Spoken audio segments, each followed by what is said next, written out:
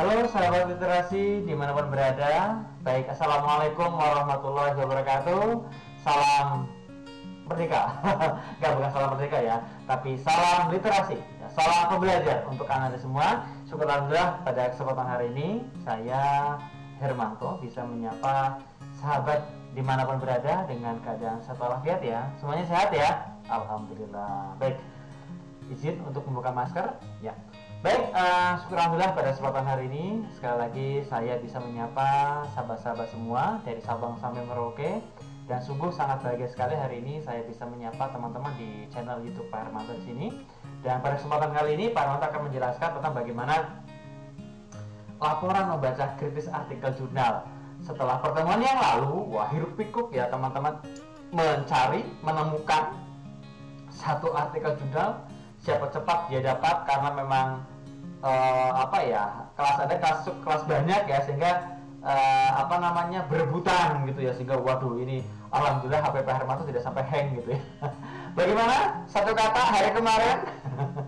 Ya baik, langkah selanjutnya apa sih Pak setelah kita menemukan mengunduh dari artikel jurnal yang dipilih? Ya, langkah selanjutnya adalah menganalisis dengan cara membaca pemahaman dan membaca kritis dari artikel jurnal yang Anda dapatkan. Dan tentunya materi ini Pak Hermanto terinspirasi dikembangkan dari salah satu referensi yang Pak Hermanto gunakan juga dengan judul Kemahiran Berbahasa Indonesia untuk Perguruan Tinggi. Ini ditulis oleh Bapak Dr. Yunus Abidin, kemudian Aditya Widara Putra, kemudian juga Dr. B. Faris JM Misbah MPD, dan Yuni Ertinawati MPD. Dan ini kebetulan diterbitkan oleh Bumi Aksara. Silakan teman-teman jika akan berminat bisa didapatkan di pembelian secara online juga sudah banyak, kemudian di perpustakaan juga ada, kemudian di toko buku juga ada. Silakan.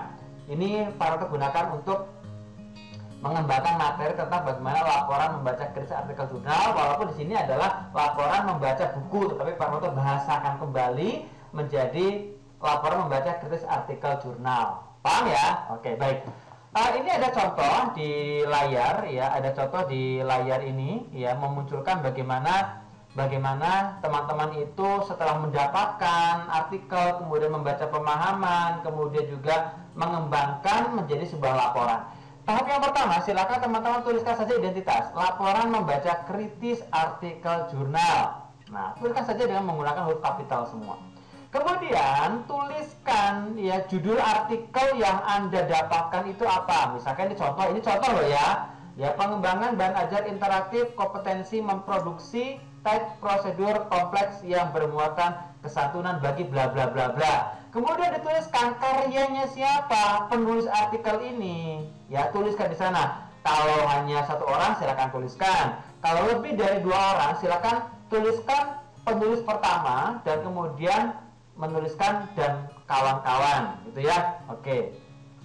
Nah, ini sebagai keterangan. Nah, kemudian identitas. Kemudian oleh ini adalah Anda sebagai yang menganalisis, yang membuat laporan artikel jurnal tersebut. Contoh di sini adalah Kansa Khairan Zafira. Ini dari Universitas Ahmad Dahlan misalkan ya, nama lengkap Anda. Langsung kemudian masuk kepada bagian pendahuluan pada bagian A. Nah, isinya apa Pak? Ya, isinya adalah penjelasan sistematika laporan dari membaca jurnal yang Anda analisis. Ini tertulis ya, pada bagian ini berisi identitas dari artikel jurnal yang Anda baca, seperti artikel judul, jurnal yang Anda analisis, kemudian siapa penulis artikel tersebut, berasal dari instansi mana penulis artikel tersebut, selanjutnya nama jurnal ya tersebut, dan dari lembaga mana jurnal tersebut diterbitkan, serta tambahkan pula volume atau edisi berapa artikel jurnal tersebut diterbitkan. Nah, di sini ada contohnya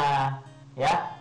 Ada contohnya dari mulai judulnya apa, kemudian lembaga mana ya, sebelum lembaga adalah penulisnya siapa, kemudian nama jurnalnya apa, kemudian dari lembaga mana jurnal tersebut diterbitkan. Insya Allah di hampir setiap kampus yang ada itu memiliki jurnal-jurnal yang luar biasa, termasuk di kampus kita juga memiliki. Serta tambah pula volume atau edisi berapa artikel jurnal tersebut diterbitkan. Nah, Anda bisa melihat pada naskah Di sana ada keterangannya, volume dan apa namanya edisi berapa dimunculkan. Nah ini contohnya ya di sini ya. Oke. Nah ini ya. Kemudian pada paragraf kedua ini mengutarakan, menyampaikan dari isian ya di dalam laporan membaca artikel jurnal ini terdiri atas apa saja, bagian-bagian apa saja. Silahkan teman-teman untuk menuliskan pada paragraf kedua pada bagian pendahuluan. Oke, paham ya?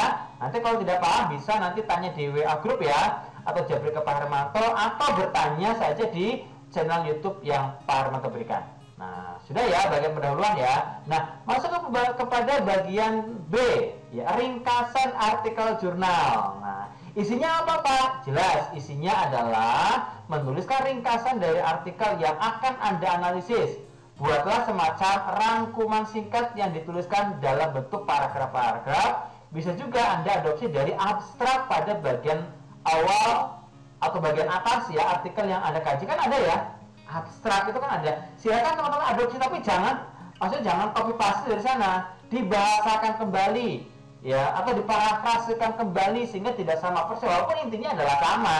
Ya justru inilah ya nilai seni di dalam mata kuliah Pak Hermanto adalah kita akan belajar sama-sama memparafrasekan kembali, membahasakan kembali dari teks yang ada menurut persepsi kita atau menggunakan bahasa yang lain tetapi sesuai dengan isi yang ada, artinya jangan sama persis begitu. Nah, contohnya ada di sini.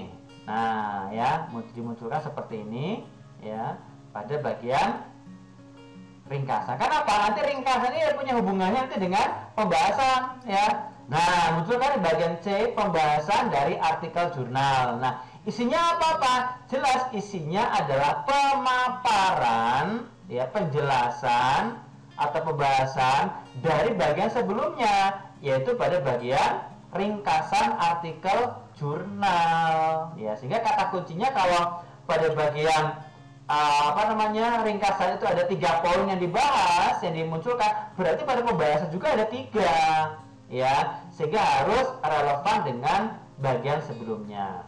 Nah, ini yang menjadi ciri khas di mata kuliah bahasa Indonesia adalah terintegrasi. Anda akan menganalisis tentang bagaimana aspek-aspek kebahasaannya dari mulai awalan, akhiran, sisipan, kemudian juga tata kata dalam kalimat, kemudian jenis kata, kemudian kalimat efektifnya bagaimana, kemudian tata paragraf yang digunakan, apakah menggunakan deduktif, induktif, kemudian campuran, ineratif, dan tentunya tolong masing-masing item diberikan contohnya, walaupun tidak semuanya.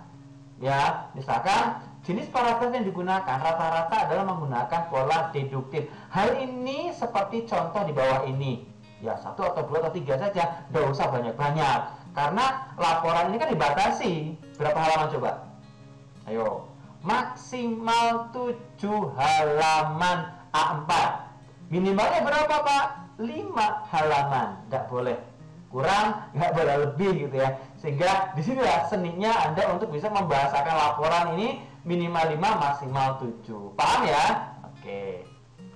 Nah, setelah bagaimana aspek kebahasaan ya, nah sebaiknya dalam kajian, nah ada keterangan sebaiknya dalam mengkaji artikel tersebut gunakan buku sumber atau referensi yang valid, yang layak digunakan, sehingga nanti teman-teman memudahkan untuk membandingkan dari aspek-aspek kebahasaan, misalkan dari mulai awalan, akhiran.